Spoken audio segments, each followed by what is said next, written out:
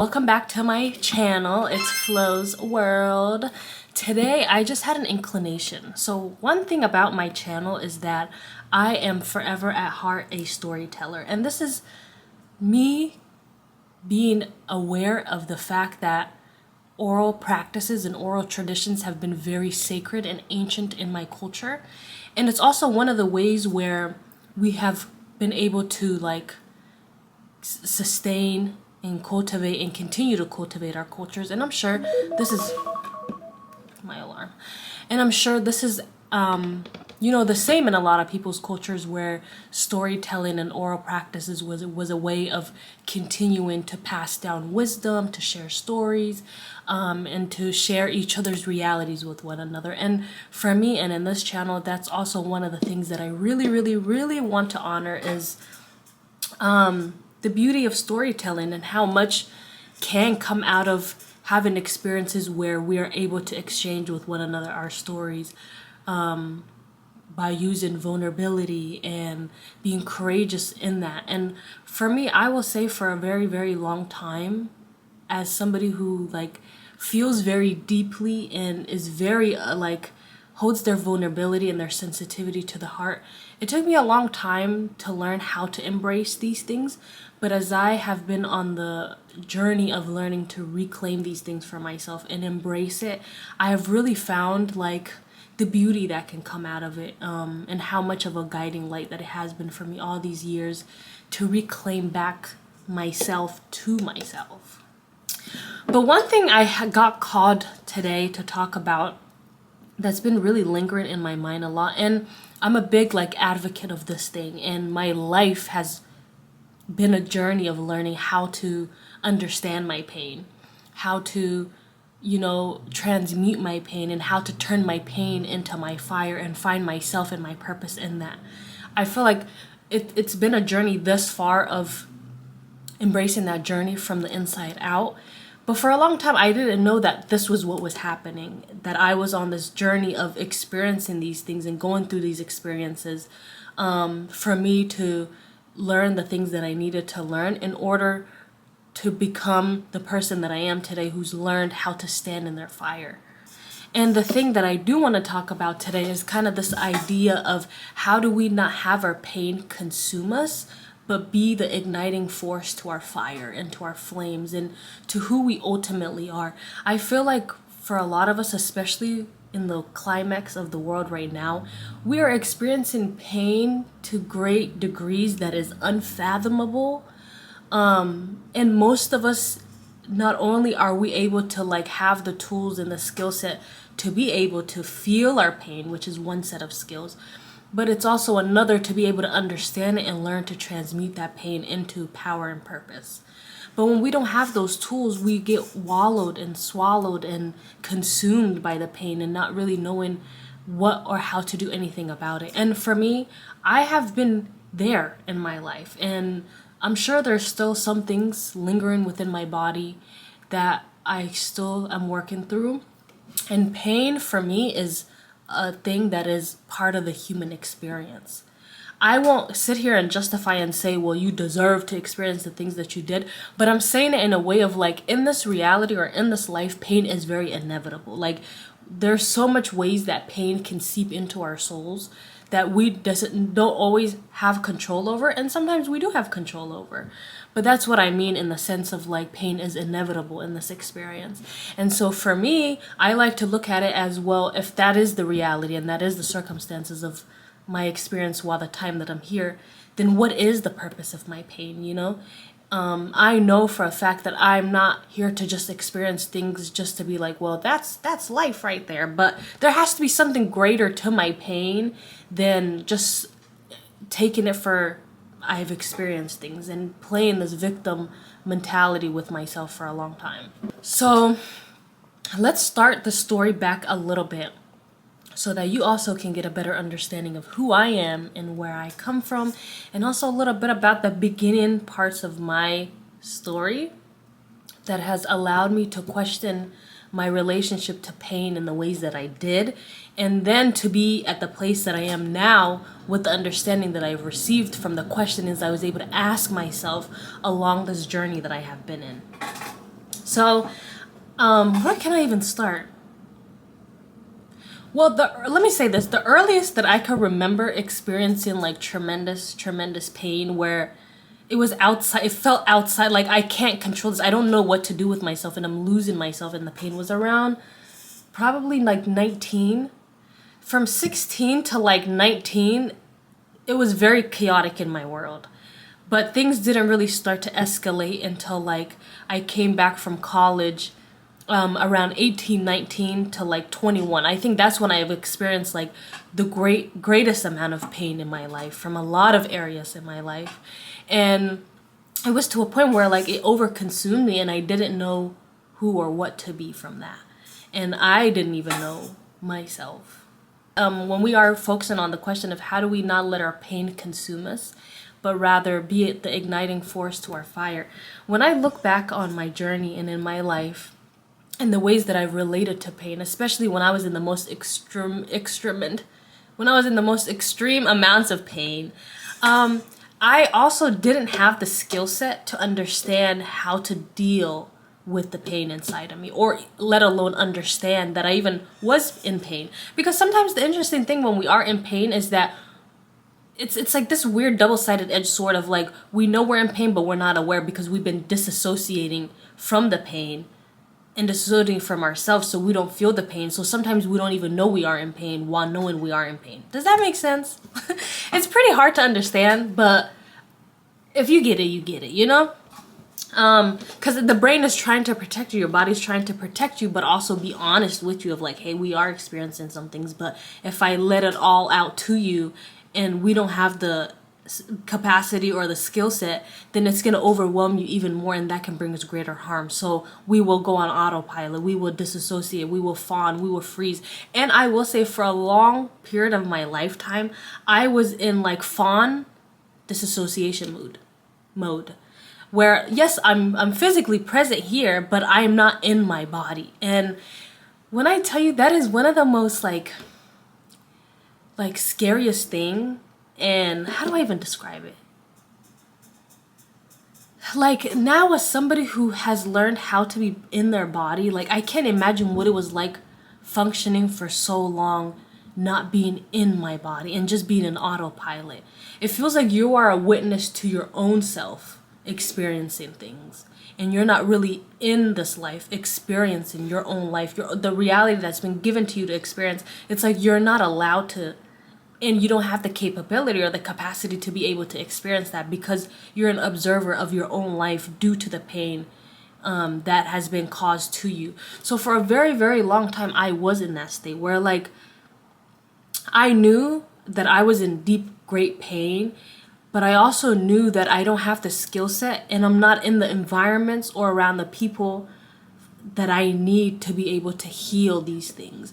And it's one thing to even say I want to heal, but when you don't see that as an option around you, you just kind of also throw that in the back of your head. And I did that also for a very long time, where I just kind of hoped and prayed for a very, very long time of like, I can't wait for the day that I allow myself to process these things and sit with these things. And for a long time, I didn't even know if that was a reality that I can come into of like, can I really sit here and allow myself to experience and sit with the pain that I have been running away from allowing myself to feel, because it is a scary thing, you know? So that in itself is also another scary thing that we have to face when it comes to learning to alchemize and transmute our pain into finding our purpose. But these are the first few things that you do have to stumble on, and that I did have to stumble on for a lot of my years in order to get to the places and the points and the understanding that I am at with myself today in regards to my own pain.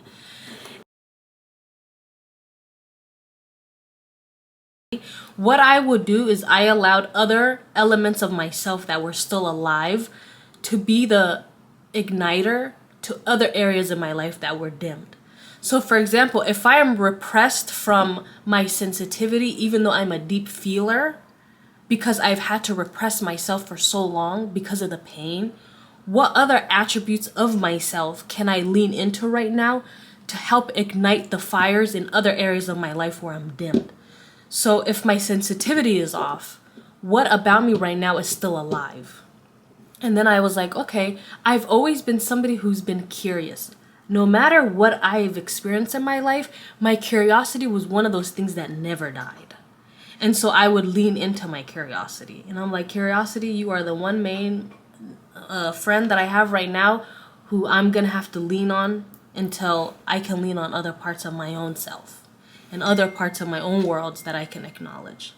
So what that looks like when I was implementing this in my life was it started with little things. Also, this is the beauty of allowing yourself to be guided by just life or even yourself when you are learning to trust your body again. So I was using curiosity to ignite questions and find new ways of thinking and continue to use because I'm somebody who I question reality left, right, up, and down, side to side. Like, I question everything in my world. And I've always been somebody who, like, wants to just get to the nitty-gritty of things, you know? And it fascinated me. So to be able to do that and be curious about myself and turn that spin on myself was very empowering when I look back. And there would be little things, like I would be at work and something would catch my eye or something would catch my attention. And I would have this deep inclination to want to dive deeper. Like my curiosity, I could feel what that feels like in myself because that element of me or that aspect of me is alive. So when it is inquisitive about things, I know what that feels like in my body. So I would use that as the guiding force to help me understand myself deeper. Life became a quest about how can I get to know this person again, you know? Because for so long I've neglected myself. I've forgotten about myself. I've been attuned to everyone and everything around me but myself. And that's one of the things that pain also does, is that it shuts you out from your own world, from getting to know who you even are. And this also happened at the like very early stages of my life, when it is the developmental stages where a child is getting to know about themselves. But when that aspect is shut off, you know, it hinders a lot more things. And for me, I was like, I can't accept that reality for myself. You know, like, I understand I've experienced pain, but I'm not gonna continue to be somebody who just, you know, lets it consume them even more. Like, I have to get curious about me. I have to also like want to know more about me. I have to also understand myself in a way where like I can see myself in a way that is outside of what pain has taught me. And so part of reclaiming my own humanity in this process was being curious, learning to be curious about myself. Like, yes, I may not know who I am, and I may have forgotten about who I am and what I like and what brings me joy and what keeps my spirit alive, because I had to shut these elements of myself down for so long. But how do I reclaim that power back for myself? By being curious. And being curious about the one person I was led to forget all these years. And that's where the journey got sweeter again. And at this point in my life, I also was in college. I will talk about this story. My college experience was really, really amazing. But I came back from Nashville, Tennessee. I was going to an HBCU at that time. And part of that decision was also, I made that decision because I was in a like personal commitment to myself of understanding myself again and learning to be curious.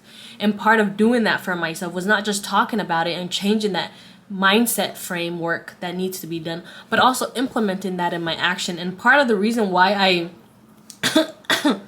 also made that move to go to college outside of my state and to really fight hard for that was because I was on this journey that I initiated for myself of getting curious about me again, which I will talk about probably in one of the next videos. But that was also a transformative period of my life. And so at this point, I came back to the state that I was first originally in, and I started going to a local college here. And I remember going there and I just wasn't satisfied. Like, I wasn't fulfilled, because I was like, you know what? I can't really find who I am by continuing to do the things that I was doing when I was unaware of myself. Like, it just doesn't work. You know, it's very contradicting to what it is that you're trying to go after right now, which is really discovering who I am. And I can't discover myself in environments where I was playing a false image of myself and wearing a fucking mask the whole time. So I remember, I even remember that day very clearly. I remember sitting there on my computer, and then I was like, bro, like, I don't think I'm satisfied here. I don't think I'm happy here. This is not going to allow me to learn about myself in the way that I need to. and the whole concept of just school. Like, I was questioning school because at this point I was questioning what it means to be curious about life and myself, and I realized that school wasn't allowing that element of myself to thrive. So I was like, you know what? I swear to God, I closed my laptop then and there, and I was like, I'm dropping out. I remember telling my friends, like, I'm dropping out. And they thought I was playing for a long time too, until they realized, oh, Flo's not coming back to school no more. And I was like, no, I literally dropped out. Like, I'm not doing this shit again. And that day, I made a commitment to myself to be a student to life and let life guide me and let life help me figure out who I am. So I completely dissolved this idea of school and in these institutions that we are taught, that we can receive knowledge from, as my only source of knowledge, and as my only source that allows me to have a deeper introspection of myself. And I was like, you know what, this is very limiting to how I even see myself, because also I was coming, mind you, from a place where, like, as a Black child also living in America, I was very aware of how realities treated me when I was at a HBCU, and HBCU is a historically Black school, and when I was at a PWI. And so to me, if I'm going to be curious about myself, I'm not going to be in environments that continue to dehumanize me and disvalidate my existence. That's counterintuitive to what it is that I'm trying to cultivate, so I got rid of that too. And I literally that day said, I'm going to let life be my teacher, and I'll be its student. And life, whatever you have to teach me of me, I am ready to receive. And then life became this beautiful, abundant thing where I was allowed and able to thrive in my own curiosity and keep that part of myself that was lit even furtherly lit. Is that even a word, furtherly? I don't care. English is bullshit anyway. So furtherly lit, while also helping to ignite other areas of my life that pain has dimmed down for so long. And so little things would happen where, like, I would get inclinations about things and I would get curious, and then I'll start doing more research and I'm like, wow, this resonates with me. And I went down this rabbit hole where, you know, I was just learning more things about myself as the day went on. And what that did is it did not make the pain go away. But what it did is it allowed me to find language for the things that I was experiencing. It allowed me to find ways to compartmentalize these pains and these things that I've experienced in my life to fit them into places. And my brain and my body and myself was learning how to organize this. And I was, at this point, I'm learning how to separate myself from the pain. I'm allowed to have pain, and I'm gonna experience pain. And I don't see it as that not ever being a part of my story. But how do I keep myself separate from the pain, you know? How do I allow myself to say, yes, I've experienced these things, but I'm not these things, you know? That's when power shifts, you know? And that's when everything for me, like, started to shift of, like, I am not what I went through. I am not the things that I have experienced. And if I'm not these things, then how do I reclaim the parts that are me back while acknowledging these parts about myself also? And being okay with it being part of my story. How do I take the shame out of myself because of the pain? How do I take the guilt out of myself because of the pain? How do I take the, like, humility out of myself because of the pain, you know? And I was kind of like seeping myself through, like, a shredder. Not a shredder, but like a drainer. You know, the pasta strainer, you know? It was like that. I was like separating the two, you know? And I was finding ways to place my pain somewhere and then place myself somewhere. And that way I was also learning to see myself, but as my authentic, sovereign being, you know? And then I was able to also see my pain and sit with it and be like, okay, this is also my pain and this is also part of me. But it doesn't have to be my full story, you know?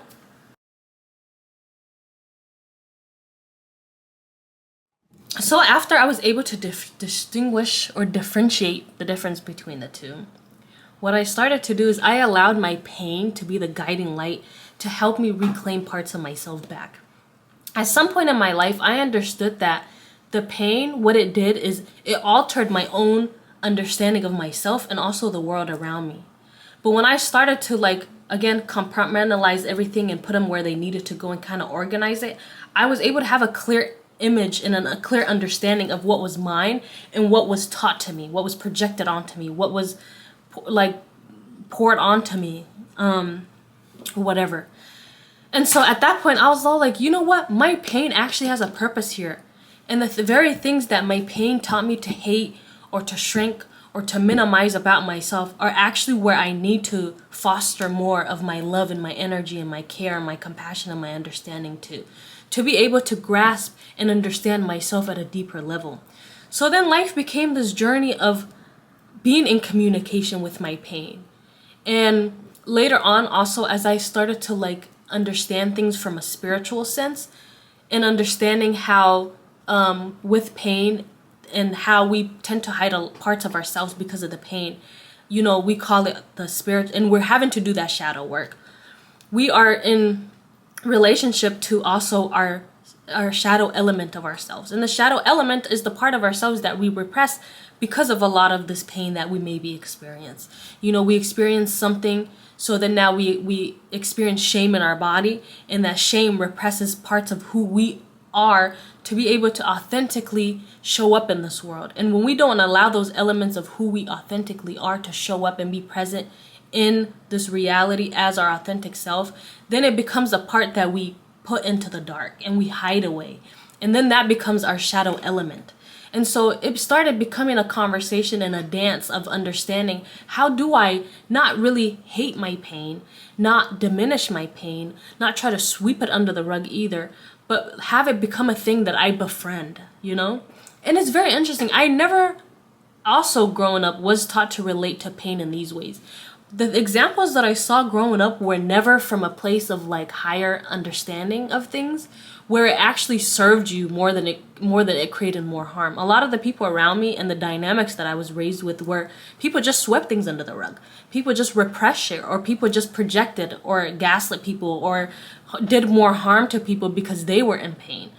And for me, witnessing all of this and seeing all of this and like experiencing things also onto myself, I was like, this is no way to fucking live a life. Like, and if this is what it means to live a life, then I don't want no part in this life, you know?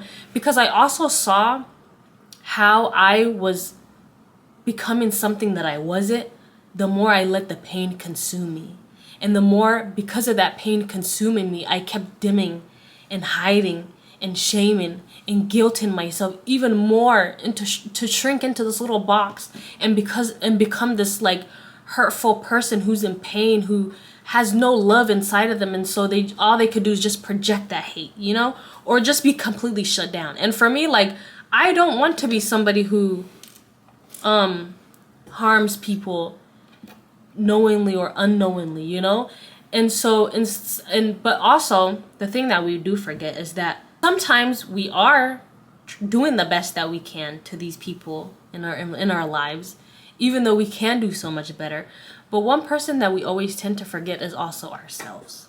So I will say, yes, I was a harmful, hurtful person because I was those things to myself.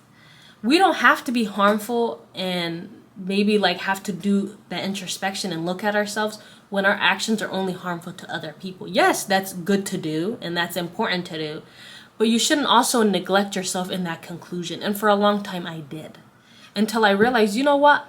I can't other myself out of the equation of who deserves my best self. You know? Oh, that's deep. I can't eliminate myself from the equation of giving to my best self, of who I give to my best self, you know? And that's beautiful. Like, I think that's also like my first time phrasing it in that way and saying it out loud, which is like deep, you know? Because we are willing to maybe change for other people and not want to cause harm for other people. But how much of that courage can we also do for ourselves, you know, so that we aren't hurtful to ourselves? And for me, that was like a big indicator and a big motivator to understanding my pain and learning to see it in a way where like, I don't want to be consumed by my pain. I want to be ignited by my pain. I want to be fueled by my pain to change and to be better and to come into my best self in the best ways that I know how. While still learning new ways to still be able to do that, you know? But I'm not going to succumb to the reality of this is just what my life is. That's just not, no. I don't know about y'all, but that is not a life worth living to me. So yeah, I just started becoming friends with my pain, and I think also one of the interesting things that I will say about myself, which I will definitely say, sitting with your pain and having to confront your shadow self or the things you've experienced, it's not an easy thing. It's not an easy thing. So if you feel like I don't think I could do it, or maybe I need support, or I need this and that to be able to do that, I 100% understand. You know, I will just say, for me, it's been the same reality. That shit been hard as hell. I let my pain become the igniting light. Like, I stopped looking at my pain as a thing that was my enemy and that was against me. And I just saw my life as like, yeah, these things did happen, but what I still feel in my body, it only continues to eat me up and attack me when I don't, like, talk to it, when I don't acknowledge it. But the less I acknowledged that pain that was inside of me, the more it was eating me up. So I was like, and then at some point in my life, it started being a thing of like, our pain doesn't really want to consume us and just eat us up and be like, you know what, I'm gonna just take your whole life over. I'm gonna just take your whole life over and make everything miserable for you. I don't really think that's what pain does, but it can do that if we're not aware of it. But I feel like what pain does is it continues to poke your soul over and over and over and over and over and over again, until you start becoming mindful that you need to do something about it. Because for me, what I've realized in my life is that your soul wants you to feel liberated. It wants you to reach your most loving, authentic, beautiful, enlightened being. That, and enlightened as in like you have both your light and your shadow elements integrated, where you can respect and honor both parts of who you are as this wholesome sovereign being, you know? And your soul will keep poking at you until you do something about it. So I stopped looking at my pain as like this thing that was beating me up, you know, because I'm not in a fight with myself. Pain makes you think that you're here to beat yourself up and that you are in a constant battle with yourself. And it feels like that. It feels like an attack. Why am I attacking my own self? Why does it feel like I'm hurting me? You know, for a long time I felt like that with my own pain. Like, why am I hurting myself? Why am I attacking me? But it's not that it's really attacking you or that it was attacking me. It was trying to get my attention. It's kind of like, you know, when a little kid like comes up to you and they're trying to get your attention and like they're just yanking at you, and then you're like, bro, why is this kid bothering me? But it's like, it's not that they want to bother you or annoy you. It's they're trying to get your attention, you know, and until you bring and shift your awareness to them, they're not going to leave you alone. So your pain, I look at it the same way. Your pain is not going to leave you alone. And it's going to feel like it's always consume you if you don't give it the acknowledgement. Just look at it as that 2-year-old who wants attention. You know, when you see your pain as that 2-year-old who wants attention and somebody to sit with and really understand it and have compassion and grace with it and give it the things that you needed when you experienced that pain. That is your greatest indicator to how to meet that pain. Is when this happened to me, what is the exact thing that I needed to have been met differently with the circumstances? And then you be that for that pain. So when your pain is tucking on you like that little kid, instead of saying, bro, what the hell do you want? I'm getting pissed off. Maybe try doing what would have loved to happen to you when you were experiencing that, and see it as that little kid who needs that from you in that moment. And see how differently that changes the way you relate to your pain. And so for me, since then, life has been a journey of that. Some harder than others, some tougher than others. But eventually became a process of like, my pain not only, you know, did I have a deeper understanding of it, I was also getting to a point where it was becoming my greatest teacher. And, you know, going back to the story that I was telling you about dropping out of school and letting life be my teacher, this is one of the ways that those lessons came for me of what to learn and how to overcome it, and how to intuitively, using my sensitivity, which was starting to also ignite within me the more that I allowed my pain to have a place outside of me. The fuel from that and the fuel from my curiosity was also fueling my sensitivity. That was allowing me to feel myself deeper, to open up, to feel other people even deeper, to understand, to reach deeper places within myself so that I can even feel pains that I never thought I would be able to feel, because it required deep depth and digging, you know? I was able to release and purge pain that was like, yes, this is painful, but it's also so beautiful to release and to get to this point of myself where I'm able to like meet my pain in a new way that satisfies both of us. Oh, what a beauty. What a beauty. What a beauty. I was able to make more sense of myself. You know, I was able to understand myself in depths that I haven't for a very, very long time. And all this did was just open me up like an onion, you know, layer by layer. And, you know, sometimes with the thing about pain is that there's layers to the shit. You know, it's not like, oh, you peeled off a layer and then you're like, you cried, you processed it, and you're like, oh, I'm good. No, and then there's another layer, and then there's another layer, and then there's another layer. But the beauty of it all is that with each layer that you peel back, you gain a great amount of like courage, strength, wisdom, if you extract that from the experience, to be able to make the next things that you need to peel off a lot easier to understand, to have discernment with, and to have the wisdom to navigate. And ultimately, that's where I started to realize, oh, I knew my pain was never here to attack me, but I just didn't have the skill set. Now I found the skill set. I'm doing the interpersonal work and the shadow work to understand it deeper and to meet it in the ways that it needs to be met and I would like to be met. And then it started becoming a thing where my pain was allowing me to extract wisdom, you know, intuitive wisdom, ancestral wisdom, collective wisdom, you know, that I was able to find because I was finding new ways to relate to my pain and find the light at the end of the tunnel, basically. And ultimately, these things led me to even here today, sharing the story with you all. It led me to finding things that I was passionate about. It led me to realizing, oh my God, all of the things I blocked and suppressed my whole life because of pain are actually where my light was sitting this whole time. It allowed me to use that fire and that flames and that fume to be the igniting force to transform into the metamorphosis that I needed to undergo to become the phoenix that has arisen today, you know? And I'm very, very grateful for this journey.